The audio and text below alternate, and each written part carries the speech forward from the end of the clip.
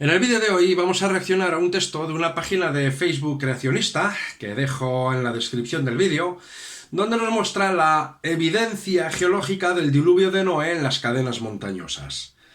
¿Las montañas eran evidencia de esto mismo o por el contrario mostrarán otra cosa? Vamos a ver lo que nos dicen. Los defensores de la evolución y su hermano adoptivo, el uniformitarismo... ¿Uniformitarismo? ¿No será uniformismo? Creo que alguien ha abusado del término en inglés.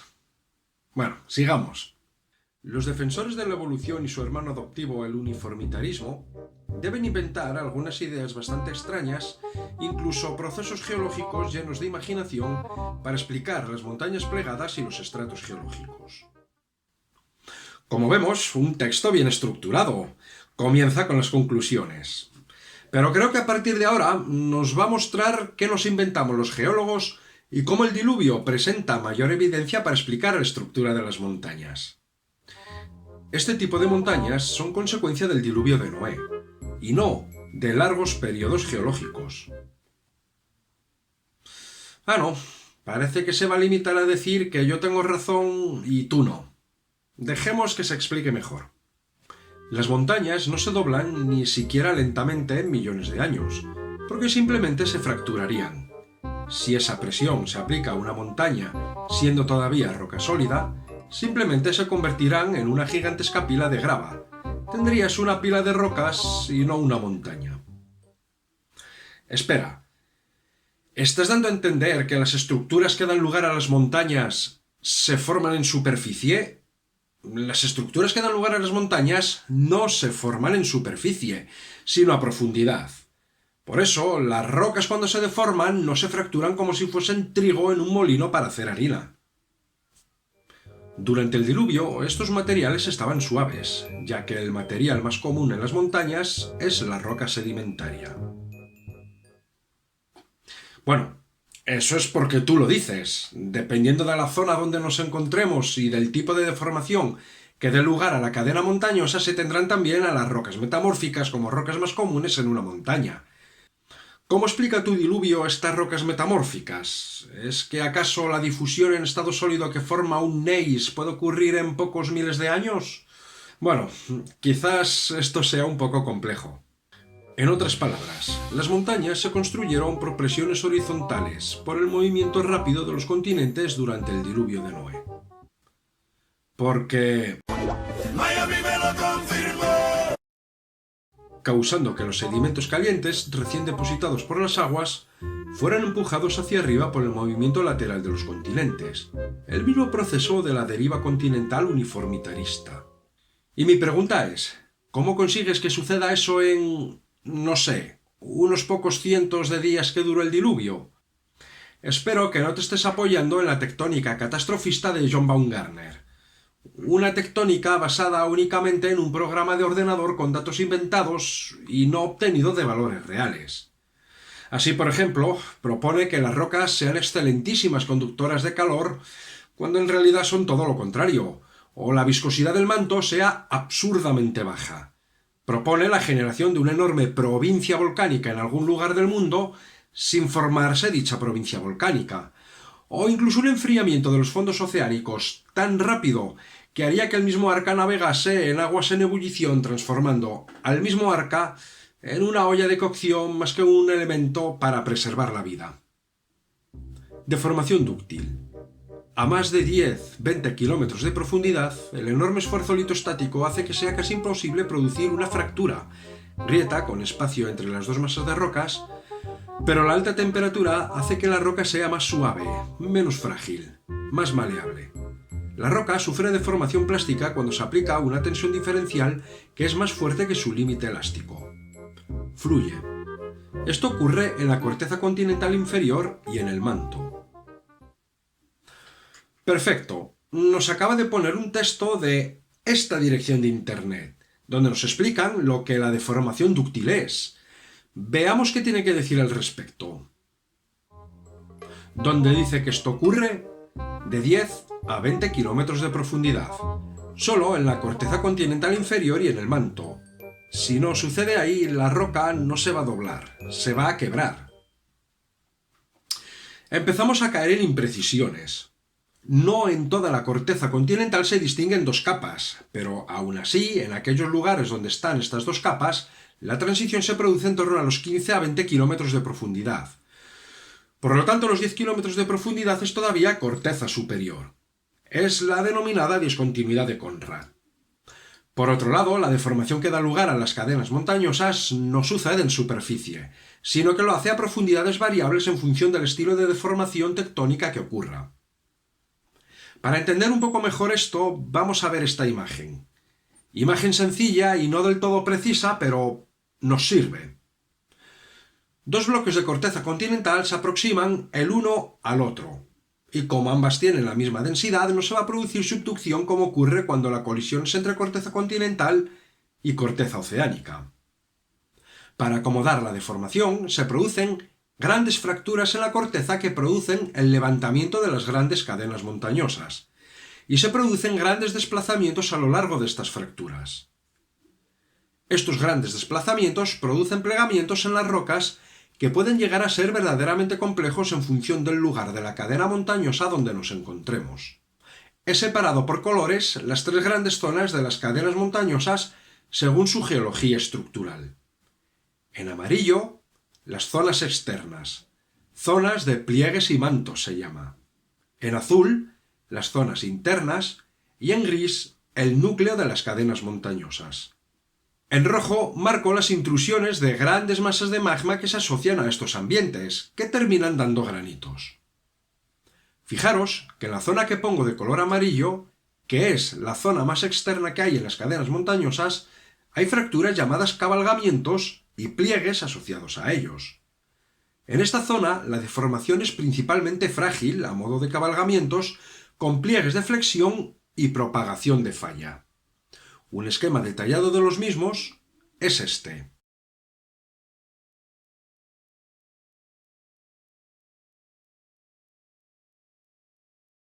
Estas zonas externas son las que se producen a menor profundidad y temperatura, aunque se dan a profundidades de unos 10 kilómetros. Las rocas son sedimentarias. Los distintos cabalgamientos se van sucediendo en el tiempo. Primero se forma uno, luego el siguiente, y así sucesivamente progresando la deformación y el levantamiento de la cadena montañosa. La zona que pongo en azul es la zona interna, donde la profundidad de deformación es mayor, y también la temperatura, por lo que es común encontrar rocas metamórficas como pizarras o esquistos y otras estructuras de deformación asociadas a estas condiciones. Finalmente, el núcleo de los orógenos. Las estructuras de deformación aquí son complejas. Las rocas son de metamorfismo de alto grado y nos encontramos con grandes intrusiones de magma que dan granitos.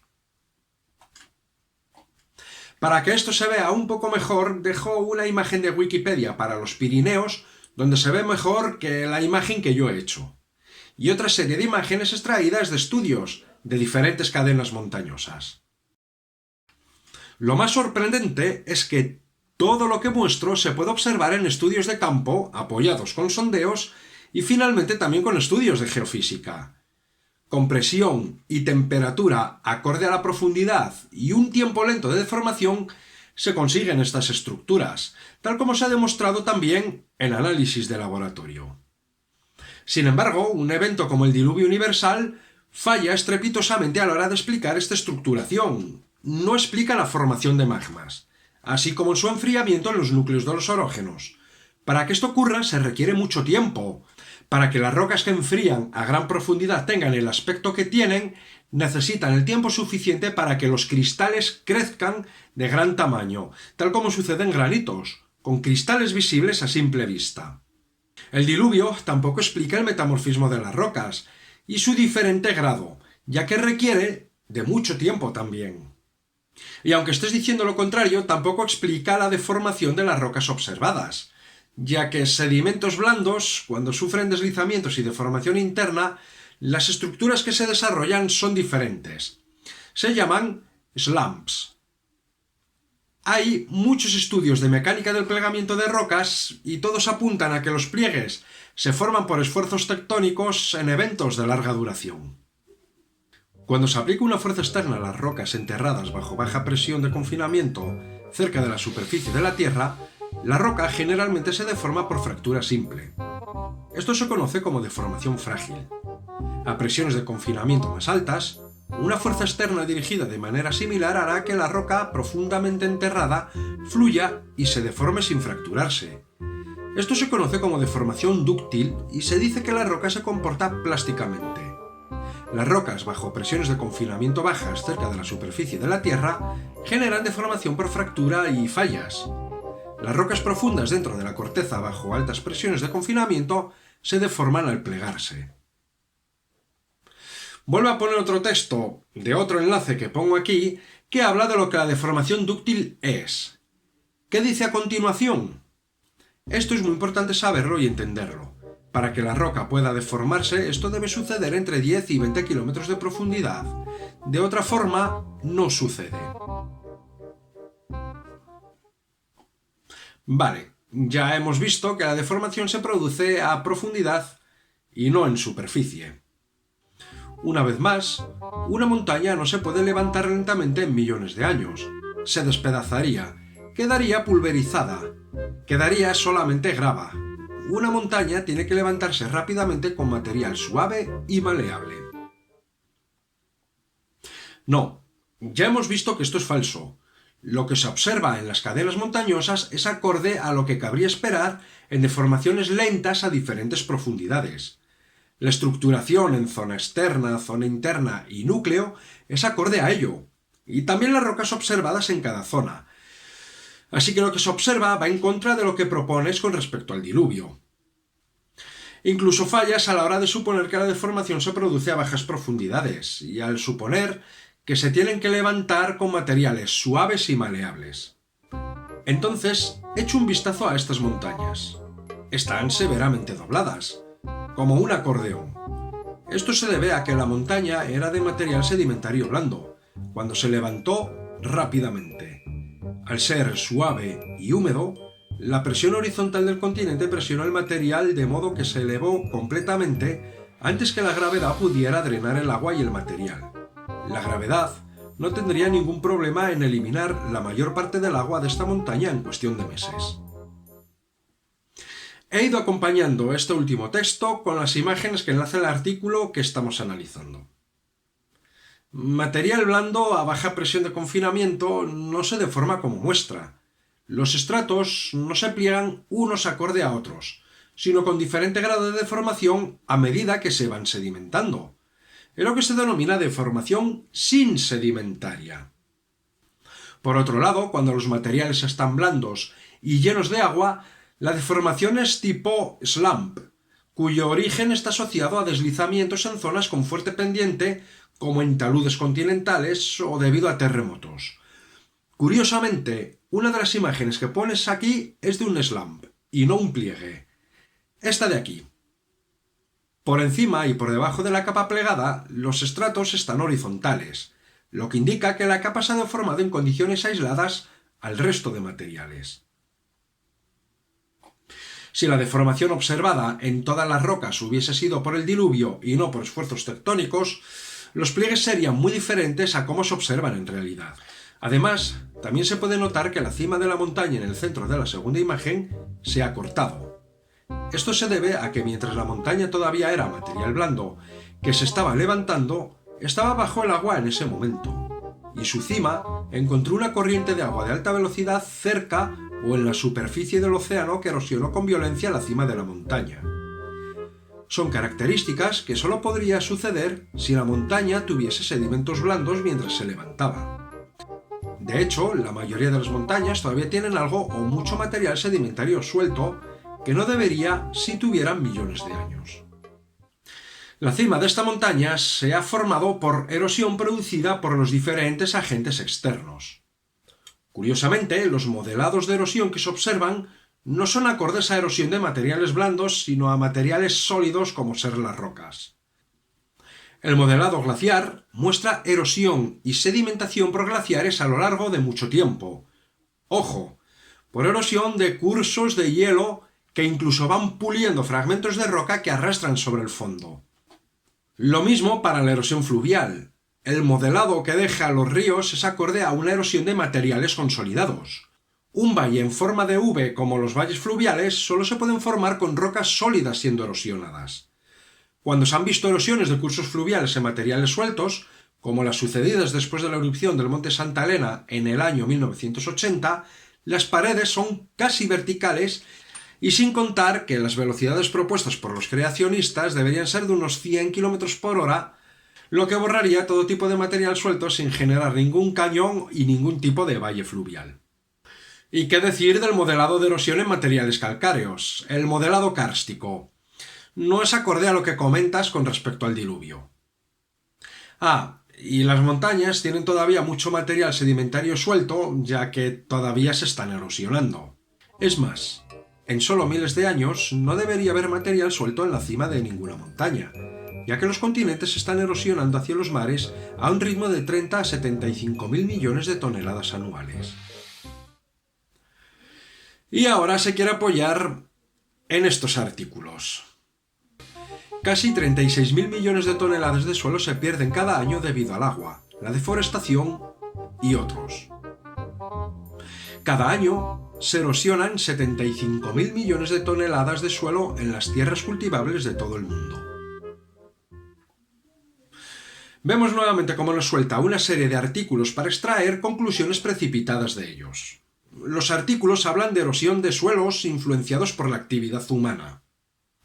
No van encaminados a ver si una determinada cadena montañosa está controlada por la tectónica o la erosión. Para ello hay que evaluar una serie de parámetros que estos estudios no están evaluando, ya que no van encaminados a ello.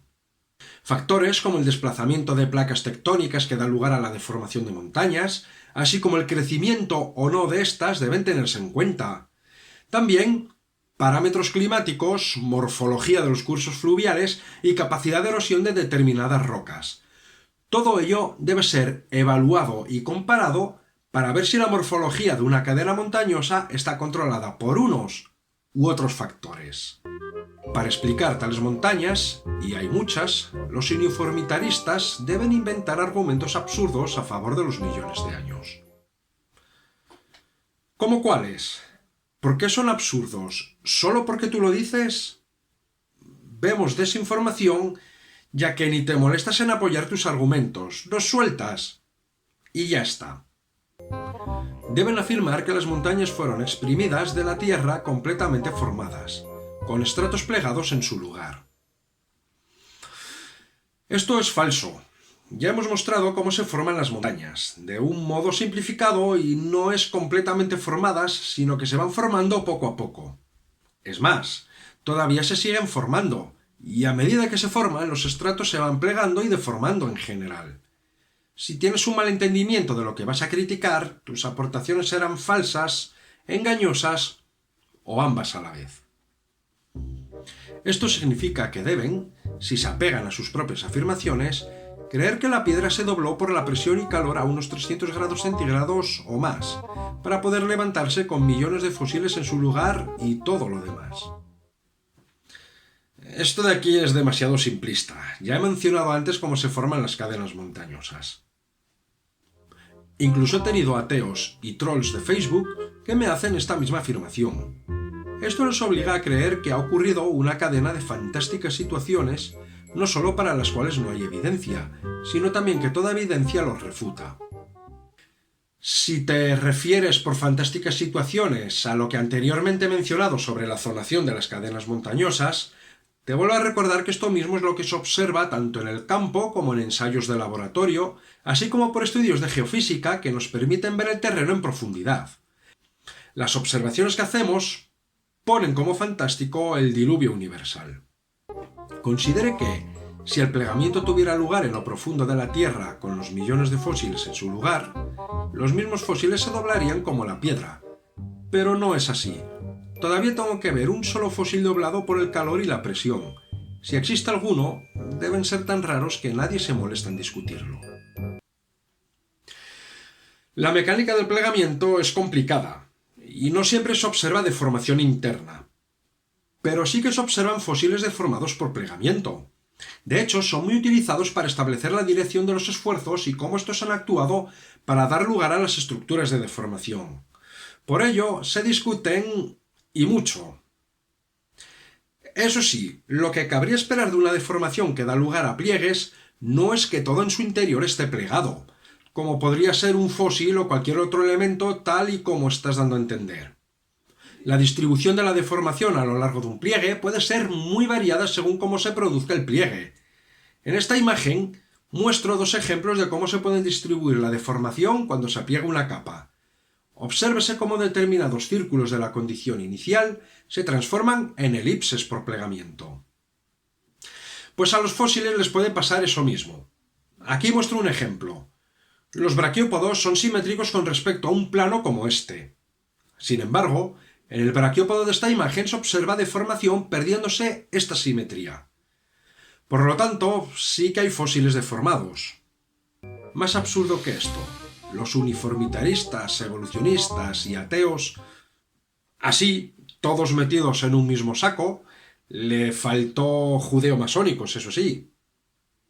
Deben creer que hay algún proceso mágico geológico que hace que grandes volúmenes de estratos sedimentarios sean arrastrados hacia la Tierra a unas profundidades donde las temperaturas podrían ser lo suficientemente alta como para que la piedra se doble sin derretirse, y luego empujado hacia arriba para convertirse en una montaña que se eleva miles de metros por encima del nivel del mar. Procesos de subsidencia en una cuenca por diversos factores, así como cambios en el nivel del mar, entierran los sedimentos lo suficiente como para que se transformen en rocas. El hecho de cómo luego se levanten ya lo he dicho anteriormente, no me voy a repetir. Solo diré que no hay procesos mágicos. Sin embargo, en un diluvio como el narrado en la Biblia sí que hay magia, y mucha. Así lo admiten algunos defensores del creacionismo, que necesitan meter magia de vez en cuando para poder encajar su modelo. Eso sí, para que no parezca fantasía, a esa magia la llaman milagros. No hace falta ser un genio para ver lo absurdo de creer que esto ha ocurrido en todas las cadenas montañosas de la Tierra. Lo que hace falta es tener conocimientos de geología para ver cómo esto sucede en las cadenas montañosas de la Tierra. Me remito a lo que acabo de mencionar. Tenemos áreas que han sido empujadas hacia abajo y tenemos lugares donde los continentes han sido empujados hacia arriba. Esto es de esperar debido al movimiento de los continentes durante el diluvio de Noé. ¿El qué es de esperar? ¿La existencia de diversas rocas metamórficas que se forman en condiciones diferentes? ¿Es de esperar el emplazamiento de grandes volúmenes kilométricos de magmas cuyo enfriamiento da lugar a los granitos? ¿Es de esperar la sedimentación de rocas evaporíticas en condiciones de extrema humedad? ¿La formación de grietas de desecación en rocas que se supone que siempre estuvieron bajo grandes cantidades de agua? Sin embargo, la idea de que este material fue empujado hacia abajo a tal profundidad y luego hacia arriba está socavando la imaginación de estos pobres uniformitaristas. Nuevamente, reducción al absurdo. Una falacia del hombre de paja de libro. La mejor y única explicación lógica para las montañas plegadas es que fueron levantadas durante el diluvio de Noé, cuando su material aún era suave y maleable. El diluvio de Noé es una certeza geológica. No, lo siento mucho, pero el diluvio es absurdo cuando se observa la geología en detalle. Creer que las montañas ya hechas fueron sacadas de la Tierra con estratos doblados y fósiles no doblados es una fantasía que incluso los evolucionistas deberían burlarse de sí mismos. ¿Lo ves cómo inventa esa discreción? En ningún momento la geología dice eso. Y fósiles deformados ya te los he mostrado. De alguna manera, creo que se mofan a veces de sí mismos, pero se encogen de hombros y satisfacen la incredulidad de sus propias creencias simplemente diciéndose a sí mismos, bueno, sucedió de todos modos. De alguna manera, creo que te has inventado la mayor parte de lo que estás tratando de criticar sin tratar de entrar a evaluar lo que la geología dice en verdad. Y que has dado por bueno el relato del diluvio sin tampoco entrar a valorar si se ajusta a lo que se observa en la Tierra. Porque claro, lo de engañar deliberadamente no creo que lo estés haciendo. Es decir, empiezas concluyendo que la geología ortodoxa solo propone absurdos. Luego tu propuesta del diluvio, por tanto, es la acertada.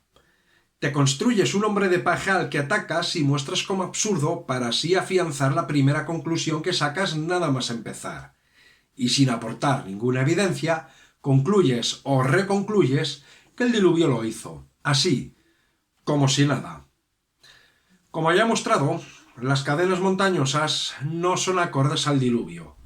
Justo lo contrario a lo que dice tu enunciado.